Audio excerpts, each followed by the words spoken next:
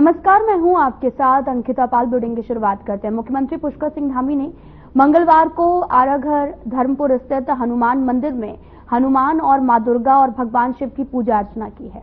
प्रदेश की खुशहाली और प्रदेशवासियों की सुख समृद्धि की कामना की। इस मौके पर विधायक उमेश शर्मा काऊ भी मौजूद रहे हैं।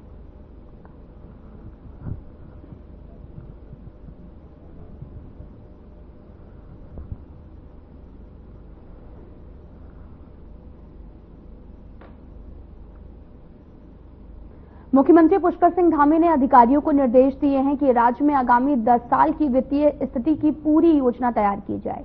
विकास, पर्यावरण संरक्षण और आधुनिक तकनीक का उपयोग कर योजनाओं के प्रभावी क्रियान्वयन पर कार्य किया जाए।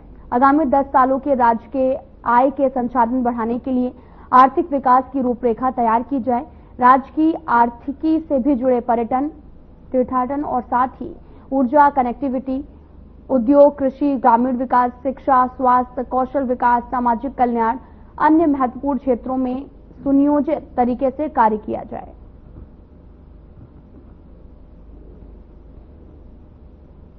पिछले दिनों मैंने वित्त विभाग की समीक्षा की थी और हमारा जोर है कि आने वाले 10 साल और आने वाले 25 साल एक 10 सालों का रोड मैप वित्त विभाग पूरी तरह से बनाए कि हमको किस प्रकार की चुनौतियों का भविष्य में सामना करना पड़ेगा, कौन से क्षेत्र में हमारा रेवेन्यू एक स्थिरता में आएगा, कौन से क्षेत्र में हम रेवेन्यू बढ़ा सकते हैं, कहाँ हमें अधिक वित्त प्राप्त हो सकता है। और उसी प्रकार विकसित भारत का संकल्प जो आदरणीय प्रधानमंत्री नरेंद्र मोदी जी के नेतृत्व में देश के समक्ष रखा गया है, उसमें हम किस प्रकार से योगदान कर सकते हैं।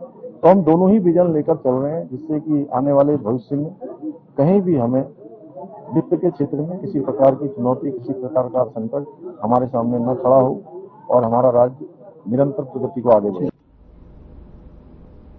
जहां एक तरफ उत्तराखंड के सीएम पुष्कर सिंह धामी ने प्रदेश के 4 जिलों में 17 जगहों के नाम बदल दिए हैं, तो वहीं नैनीताल जिले के हल्द्वानी शहर के सालों पुराने नवाबी रोड का नाम बदलकर अटल मार्ग और साथ ही पंचक्की से एटीआई रोड का नाम बदलकर गुरु गोलवलकर मार्ग कर दिया गया है, जिसको लेकर हल्द्वानी नगर निगम के महापौर गजराज बिष्ट ने भी मुख्यमंत्री धामी के इस फैसले की तारीफ करते हुए मुख्यमंत्री का धन्यवाद किया है। मेयर गजराज बिष्ट ने कहा कि वो मुख्यमंत्री धामी के इस फैसले के लिए उनको बधाई देते हैं।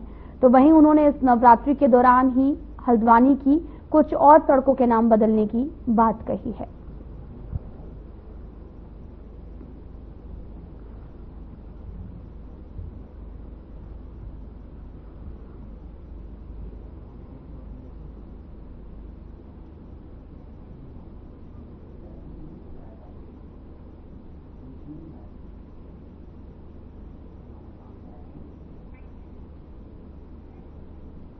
आपको बताते चलें कि पूरा मामला हल्द्वानी से सामने आया है, जहां पर एटीआई रोड को जो नाम बदलने की मांग है वो लगातार बढ़ रही है। धामी सरकार का भी एक बड़ा फैसला सामने आया, जहां पर 17 जगहों के अभी तक के नामों में बदलाव किया गया है और गजराज सिंह बिष्ट ने भी मांग की है। बधाई देता हूं आदरणीय सीएम साहब को, और हल्द्वानी शहर में कुछ और सड़कों के नाम भी हम बदलने जा रहे हैं, वो आपके सामने अभी इस नवरात्रि में आ जाएंगे। मैं आप सबके माध्यम से नवरात्रि की भी शुभकामनाएं देता हूं। आदरणीय मुख्यमंत्री जी को बधाई भी देता हूं कि उन्होंने प्रदेश के अंदर पूरे कई स्थानों के नाम, जो कि आप समझ सकते हैं किनके नाम पड़ते हैं, उन सब नामों को हम चेंज करने जा रहे हैं। तो वहीं प्रदेश में बढ़ती गर्मी के साथ वन अग्नि की घटनाएं बढ़ने की संभावना है। इसके मद्देनजर वन विभाग ने वन अग्नि से निपटने के लिए सभी तैयारियां पूरी कर ली हैं। साथ ही आपको बताते चलें कि प्रमुख वन संरक्षक डॉक्टर धनंजय मोहन ने बताया कि विभाग ने वन अग्नि की रोकथाम के लिए ICCCI स्थापित किया है और इसके अलावा forest fire Uttarakhand mobile app विकसित किया है और इस ऐप में 7,000 से अधिक कर्मचारियों ने रजिस्ट्रेशन करा लिया है। इसके अलावा लोगों को जागरूक करने के लिए साथ ही कई अन्य कदम भी उठाए गए हैं। प्रदेश के 6 जिले वन अग्नि के लिहाज से अति संवेदनशील हैं। अपर प्रमुख वन संरक्षक निशांत वर्मा ने बताया कि 3 जिले कुमायूं मंडल जबकि 3 जिले गढ़वाल मंडल के हैं। इसके मद्देनजर इन जिलों में विशेष इंतजाम किए गए हैं। 2025 का जो वनाग्नि सत्र है, इसके लिए इसमें वनाग्नि रोकथाम के लिए, वनाग्नि नियंत्रण और प्रबंधन के लिए वन विभाग ने पूरी तैयारी कर रखी है। और इस वर्ष हमने जितने भी इसकी तैयारी में कार्य करने थे वो सब हम कर चुके हैं। और विशेषकर मैं कहूँगा जन सहभागिता के लिए 5000 से अधिक हमने कार्यक्रम किए हैं गांवों में, कस्बों में, हर जगह, जिसमें 1,30,000 से ज्यादा लोगों ने प्रतिभाग भी किया है सीधे तौर पे। और इसके अलावा मीडिया और अन्य माध्यमों से भी हमने काफी प्रचार प्रसार किया है ताकि हमें और ज्यादा जन सहभागिता मिले। जन सहभागिता के लिए हम लोगों ने इस साल एक नवाचार ये भी किया है कि शीतला खेत में हमने प्रदेश के विभिन्न ग्रामों से लोगों को ले जाके उनको शीतला खेत मॉडल के बारे में प्रत्यक्ष दिखाया, उनको एक्सपोजर विजिट पे हम लोग लेके गए हैं। जो 6 जनपद संवेदनशील हैं, 3 कुमाऊं मंडल में और 3 गढ़वाल मंडल में, अल्मोड़ा, चंपावत और नैनीताल इसमें है कुमाऊं मंडल में। और अगर गढ़वाल मंडल की बात करें तो उत्तरकाशी, टिहरी और पौड़ी। और इसमें व्यवस्था ये की गई है कि इस बार हम लोगों ने, जैसे बताया आपने, कि कम्युनिटी पार्टिसिपेशन को सबसे ज्यादा हम लोगों ने महत्व दिया है। उसके लिए जो जैसे शीतला खेत मॉडल है जो अल्मोड़ा में चल रहा है सफलतापूर्वक, उसके तर्ज पे अन्य वन प्रभागों में भी उनके एक्सपोजर विजिट्स कराए गए हैं।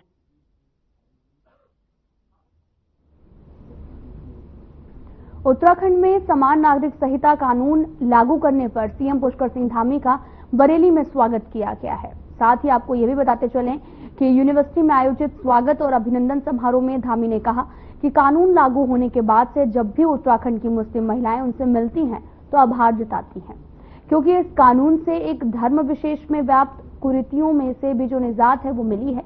उत्तराखंड के सीएम पुष्कर सिंह धामी ने कहा कि समान नागरिक संहिता यूसीसी कानून संविधान का मूल है, जिसे उत्तराखंड में लागू करके संविधान निर्माताओं को सच्ची श्रद्धांजलि अर्पित की है।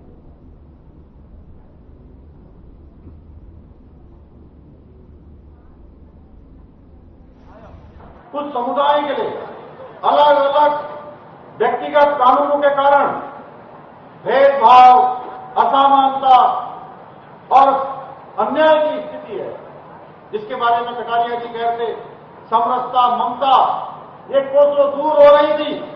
समान नागरिक संहिता का उद्देश्य इन्हीं भेदभावों को समाप्त कर राज्य के सभी नागरिकों के लिए एक समान व्यवस्था, एक समान कानून सुनिश्चित करना है। और यूसीसी के लागू होने से न केवल राज्य के सभी नागरिकों को समान अधिकार प्राप्त हुए हैं, बल्कि प्रदेश में महिला सशक्तिकरण के एक नए युग की भी शुरुआत हुई है।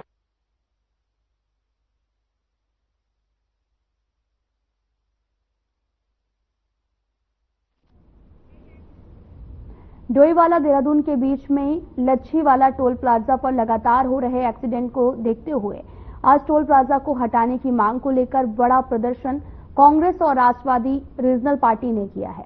तो वहीं टोल प्लाजा पर हुए प्रदर्शन में पूर्व सीएम हरीश रावत ने भी शिरकत की और कांग्रेस के आंदोलन को समर्थन देते हुए कहा कि सरकार को इस टोल प्लाजा को हटाने के लिए कार्य करना चाहिए। साथ ही आपको यह भी बता दें कि परवा दून कांग्रेस जिलाध्यक्ष मोहित उनियाल और टैक्सी यूनियन जोलीग्रांट के अध्यक्ष महंत भारती के साथ तमाम लोगों ने कहा कि लच्छीवाला टोल प्लाजा पर लोकल लोगों से अवैध रूप से टोल टैक्स की वसूली की जाती है, जबकि इस जगह पर हाथियों का आवागमन भी होता है।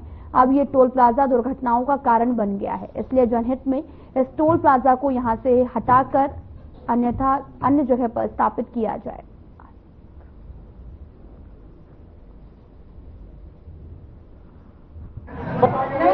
एक प्रकार का साक्षात चलता फिरता 24 घंटे का अत्याचार है और ये सारी जनता पर अत्याचार है, स्थानीय लोगों पर भी है। और उससे ज्यादा पौड़ी, चमोली, कोटद्वार, रुद्रप्रयाग, यहाँ से आने वाले लोग, टिहरी से आने वाले लोग जो थोड़ा सा चलते हैं ना इस हाईवे में, उनसे भी उतना ही टैक्स वसूला जा रहा है। स्थानीय लोगों को एग्जम्प्ट होना चाहिए। और जिस जहाँ पे बना रखा है वो ये एक्सीडेंट प्रोन एरिया है। एक बार मैंने पहले भी इसके ऊपर टिप्पणी की थी उस टोल टैक्स। 2021 में हम लोगों ने इसका प्रदर्शन शुरू किया जब ये शुरू नहीं हुआ था। तब भी हम लोगों ने बोला था कि ये टोल एक अवैध वसूली केंद्र बनेगा और यहाँ पे दुर्घटनाएं होंगी, और आज वो चीज साबित हो चुकी है। कई लोगों ने अपनी जान गंवा दी है, कई जानवरों ने अपनी जान गंवा दी है, लेकिन प्रशासन और शासन मानने को तैयार नहीं है। यहाँ पर अवैध वसूली की जा रही है। एनएचएआई के जितने नियमों को ताक पर रख दिया गया है। एनएचएआई का एक सीधा नियम है, और नितिन गडकरी जो सड़क राज्य मंत्री हैं, उन्होंने खुद कहा है कि 20 किलोमीटर टोल फ्री है। ये टोल वसूला जा रहा है, तब भी वसूला जा रहा है। और इसमें एयरपोर्ट वालों से जितने भी टैक्सी वाले हमारे भाई लोग, उन्हें लूटा जा रहा है। उनका 1000 रुपए का पास है, अगर वो उसमें ईमानदारी का हो तो उसमें 75 पैसा 1 रुपए बैठता है इनका, और ये 60 किलोमीटर का टोल ले रहे हैं। उनका 1000 रुपए का पास था। इससे पहले ये फ्री पास बनवा रहे थे। और सबसे बड़ी बात तो ये है कि हमारे जो विधायक जी हैं, उन्होंने एक दिन भी यहाँ पर इन टोल वालों से बात नहीं की, जबकि आज ये पैसे ले रहे हैं तो महीने के टोल का। और आप ये देख रहे हैं सरकार भाई, हमारे लोक अध्यक्ष महेंद्र भाई, प्रदेश के अध्यक्ष विजयपाल सिंह रावत जी, यहाँ पर मौजूद तमाम और विहीन हो रोए, हम सबका एक ही नारा। चैत नवरात्रि के अवसर पर स्याही देवी मंदिर में भक्तों की भारी भीड़ भी उमड़ी है। जंगलों के बीच स्थित इस पवित्र स्थल पर हजारों श्रद्धालु माता के दर्शन के लिए पहुंचे। मंदिर के आसपास के करीब 52 गांवों की महिलाओं ने पारंपरिक परिधानों में भव्य शोभा यात्रा निकाली। श्रद्धालु महिलाओं ने कलश यात्रा निकालकर मां स्याही देवी की आराधना की है। स्याही देवी को कुलदेवी के रूप में पूजा जाता है और नवरात्रि के दौरान ये विशेष धार्मिक आयोजन होते हैं।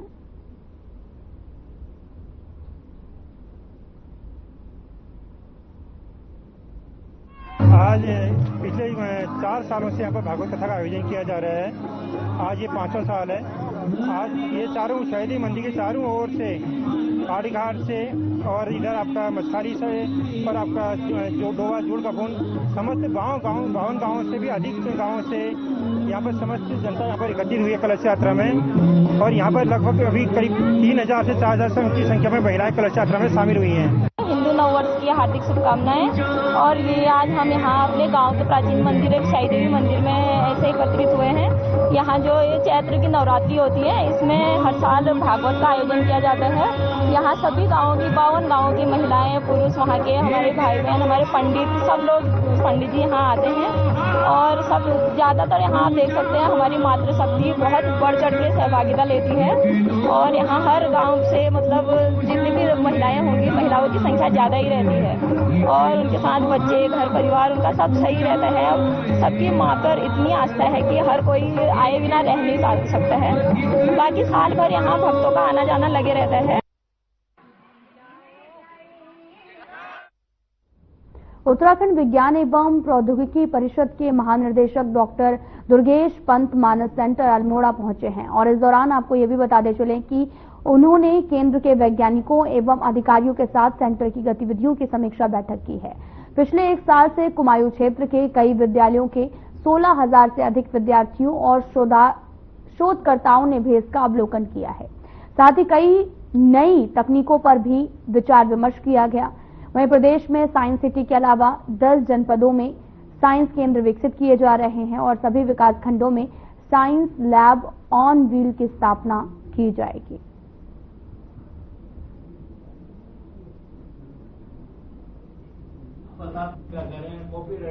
देखिए, ये जो साइंस सेंटर है, मानसखंड साइंस सेंटर, ये बहुत ही महत्वपूर्ण एक पर्वतीय क्षेत्र में और अल्मोड़ा जैसे ऐतिहासिक नगर में स्थापित हुआ साइंस सेंटर है। अभी इसमें बाहर में जो ओपन हमारा साइंस पार्क है, वो भी माननीय मुख्यमंत्री जी के द्वारा उसको भी लोकार्पण उसका हुआ है। ऐसी जो हमारा बायो पार्क है, बायोडाइवर्सिटी पार्क है, वो भी प्रारंभ हो रहा है। तो बहुत ही सुंदर ये एक साइंस सेंटर है जो विद्यार्थियों के लिए, रिसर्चर्स के लिए ये अपने आप में बहुत बड़ा जो साइंस का इकोसिस्टम है उसको विकसित करने में सहायक सिद्ध हो रहा है। 16,000 गत वर्ष इसका यहाँ उद्घाटन हुआ था। 16,000 इसमें अभी तक छात्र छात्राएं विजिटर्स आ चुके हैं।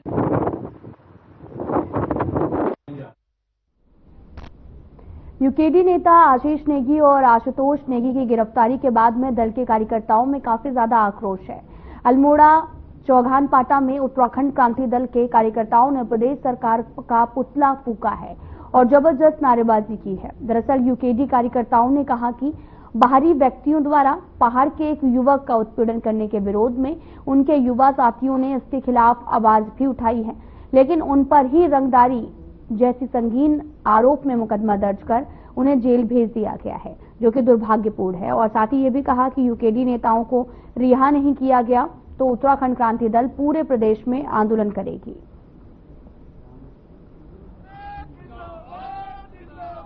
हमारे युवा के केंद्रीय अध्यक्ष आशीष नेगी और हमारे पार्टी के प्रवक्ता आशुतोष नेगी जी को, उन्हें पहाड़ के हमारे जो युवा साथी होटल व्यवसाय में काम करते हैं, उनका जो शोषण हो रहा था उस पर अपनी आवाज को उठाया, क्योंकि उनके साथ शोषण के साथ उनके जो एक उनका मानदेय था वो उनको नहीं मिलने के कारण उनके पास वो लोग आए, उन्हें उस बात को आज उठाया, पहाड़ के मुद्दों को उठाया, पहाड़ की बात को उठाया, पहाड़ की जवानी की आवाज को उठाया। तो सरकार द्वारा आज उन पर गलत मुकदमे लगाकर उनको जेल के अंदर डाल दिया गया है।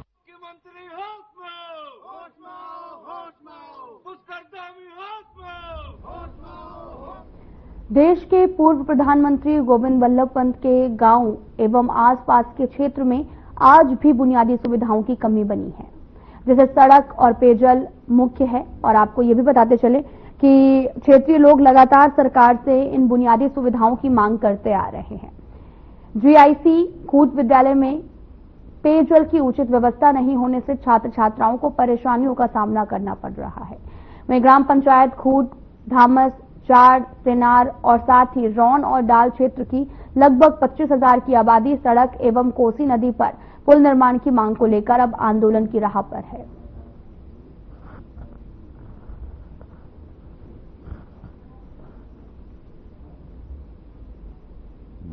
इसकी हमने प्रेस वार्ता करके सरकार को चेतावनी दी थी कि हमारे क्षेत्र ग्राम चाड़, खूंट, रौंडाल, सेनार में एक जो सड़क अल्मोड़ा को जोड़ती हुई पिछले 7 सालों से लंबित पड़ी हुई है, अगर ये सड़क बन जाती है तो अल्मोड़ा, जहां हमारी 25,000 जनसंख्या को 22 किलोमीटर घूम के आना पड़ता है, इस सड़क के बन जाने के बाद यही डिस्टेंस घट करके 8 से 10 किलोमीटर रह जाएगा।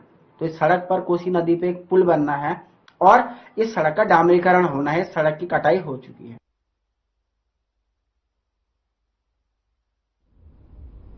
देहरादून में कुट्टू के आटे से कई लोगों के बीमार होने के मामले में मुख्यमंत्री ने तत्काल संज्ञान लेकर पीड़ितों से मुलाकात कर प्रकरण की जानकारी ली है। साथ ही जिलाधिकारी देहरादून और साथ ही वरिष्ठ पुलिस अधीक्षक देहरादून को तत्काल संबंधित के खिलाफ सख्त कार्रवाई के निर्देश दिए हैं। और इसी क्रम में तत्काल 2 घंटे के अंदर ही पुलिस ने 22 दुकानों और स्टोर्स को भी चिन्हित कर उन पर रेड करके सील भी कर दिया है। और साथ ही आपको ये भी बताते चले कि जहां से पीड़ितों ने कुट्टू के आटे की खरीदारी की थी, उसका सेवन किया गया था, उनका स्वास्थ्य काफी ज्यादा खराब हो गया था।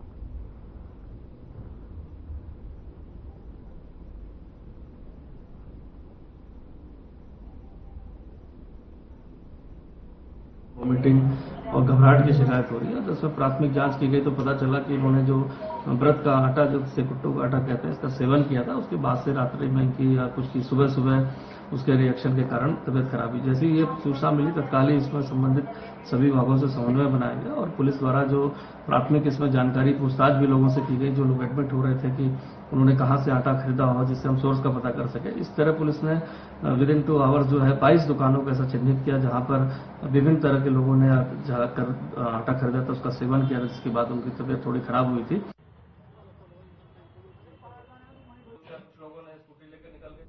प्रदेश में डेंगू के बढ़ते खतरे के मद्देनजर मुख्य चिकित्सक अधिकारी डॉक्टर मनोज कुमार शर्मा ने सभी अधिकारियों को अलर्ट रहने के निर्देश दिए हैं। दरअसल डॉक्टर मनोज कुमार शर्मा ने बताया कि सभी अधिकारियों को उपकरण, दवाइयां और अन्य संसाधनों को चाक चौबंद रखने के निर्देश दिए हैं। उन्होंने बताया कि स्वास्थ्य विभाग अप्रैल माह से आशा कार्यकर्ताओं की ओर से सर्वे का कार्य कराने के साथ ही फॉगिंग का कार्य भी शुरू किया जाएगा।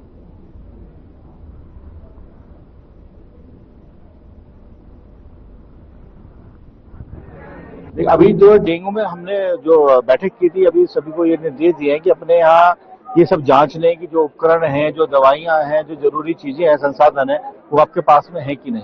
तो उसकी सब तैयारी कर लें। उसके बाद जो कार्रवाई की जानी है अप्रैल से हम शुरू करेंगे, जिसमें आशाओं के द्वारा सर्वे किया जाता है और लगातार फॉगिंग और स्प्रे का कार्य किया जाता है, तो वो कार्य हमारे द्वारा किया जाएगा।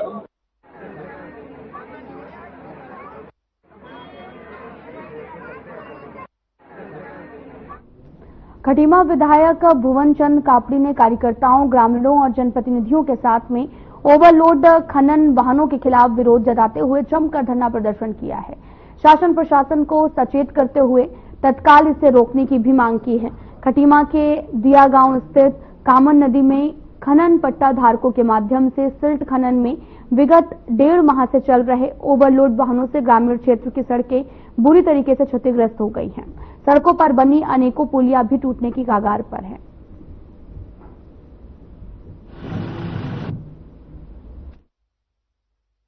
सर, ओवरलोडिंग के चक्कर में ही आज पूरे ग्रामीणों ने यहाँ पर धरना दिया है, जो कि 1-1.5 महीने से लगातार ओवरलोडिंग हो रही है। ये लोग नदी से ट्रॉलियों के माध्यम से एक जगह इकट्ठा करते हैं और यहाँ से 500, 600 क्विंटल एक डंपर पे लेके जाते हैं, जिससे कि गांव वालों को काफी आक्रोश है। यहाँ हर 3-4 किलोमीटर पे स्कूल हैं, मेन इसी रोड पे स्कूल हैं। इसलिए हमारा कहना है कि अगर इनका खनन हो रखा है, अगर इनका पट्टा है खनन का, ले जा रहे हैं ओवरलोडिंग न ले जाके अपना अंडर रोड ले जाएं, हमें कोई आपत्ति नहीं है। लेकिन यह है कि इस हिसाब से जो रोडें टूट रही हैं, इससे काफी नुकसान है। उधम सिंह नगर के किच्छा में ईद का पर्व धूमधाम और हर्षोल्लास के साथ मनाया गया है। इस दौरान मुस्लिम समाज के साथ साथ सभी समाज के लोगों ने ईद और नवरात्रि पर्व की एक दूसरे को बधाई एवं शुभकामनाएं दी हैं। किच्छा में युवा समाज सेवी नजवाकत खान के कार्यालय में ईद मिलन कार्यक्रम का आयोजन किया गया। ईद मिलन कार्यक्रम में बीजेपी, कांग्रेस एवं तमाम सामाजिक संस्थाओं से जुड़े सभी समाज के लोगों ने शिरकत कर ईद की बधाई दी है।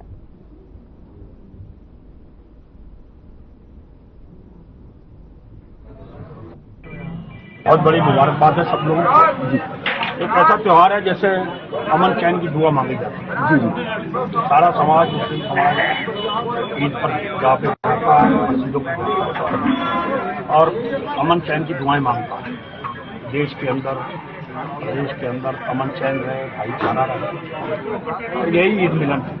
सब लोग एक दूसरे से होली में एक दूसरे को मिलकर गिले शिकवे दूर करते हैं, ईद में भी एक दूसरे को गले मिलकर आपसी भाईचारा बढ़ाते हैं। पूरे क्षेत्र के लोगों को, सर्व समाज के लोगों को ईद उल फित्र की तहे दिल से मुबारकबाद देता हूँ। सबसे पहले सुबह हमारे वहाँ नमाजें हुई पूरे शहर में, मस्जिदों में, जामा मस्जिद में, नूरी मस्जिद में, बिलाल मस्जिद में, सावरी मस्जिद में, कादरी मस्जिद में। और नमाज होने के बाद वहाँ पर एक ही दुआ मांगी गई कि हमारे वतन में कौमी एकता की मिसाल बनी रहे, अमन और चैन शांति बनी रहे। उसके बाद हमारे वहाँ ये प्रोग्राम था नवरात्रों के मद्देनजर रखते हुए, क्योंकि हमारे हिंदू भाइयों के अब ये कल से सब जो रविवार था, रविवार से नवरात्र शुरू हो गए, तो उसके मद्देनजर रखते हुए और ईद भी थी हमारी, तो हमने उसको ऐसे पकवानों का यहाँ पर प्रयोग किया कि जो हमारे हिंदू भाई, सिख भाई, ईसाई भाई जो भी है इसमें शामिल हो सके। हर साल ईद के अवसर पर भाईचारे को लेकर के संदेश देते हैं और ये अच्छी बात है। हमारा कौमी एकता का गुलदस्ता है हिंदुस्तान, और हमारे किच्छा के अंदर जो भाईचारा कायम रहता है। मैं आपसे कहना चाहता हूँ, ईद के अवसर पर मैं सब लोगों को बहुत बहुत मुबारकबाद भी देता हूँ और ये भाईचारा कायम रहे, हमारा कौमी एकता का गुलदस्ते की तरह चमकता रहे शहर। मैं कहना चाहता हूँ जिस तरीके से आपस में भाईचारे को लेकर के संदेश जाना चाहिए, वो संदेश यहाँ ले जाकर भाई के यहाँ से जाता है। मैं ईद के अवसर पर सब लोगों को बहुत बहुत शुभकामनाएं, बधाई।